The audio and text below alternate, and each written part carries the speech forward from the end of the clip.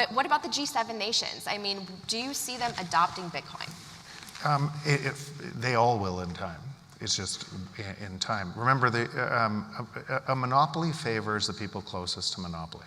So, and it doesn't matter what that is. The monopoly that Kodak had favored Kodak and the film producers that were close to Kodak, and it didn't favor the people furthest away. And what ends up happening is technology changes the rules and provides value in a way better way. And what that means is technology, broad-based technology is typically a bottom-up process instead of a top-down. The people furthest away from a monopoly, most hurt by a monopoly, go first. And so it's totally logical that El Salvador would go first because they're the most hurt by the money monopoly today.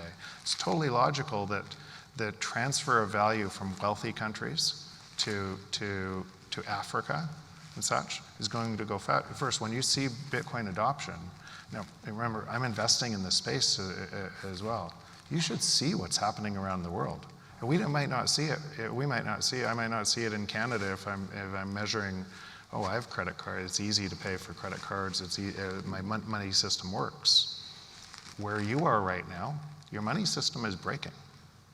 And the question is, do you try to repair it with the same money system, or do more and more people start to see that Bitcoin as something that fixes it? But technology is always a bottom-up disruption instead of a top-down. So it's completely logical. I think what's going to happen is you're going to have the greatest wealth transfer the world's ever seen from rich nations to poor nations. And I say that because those poor nations are the negative variable from our wealth. Right?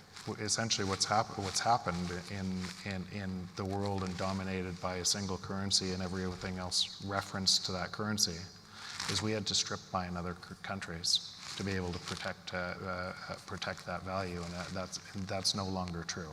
So anybody can make that choice themselves.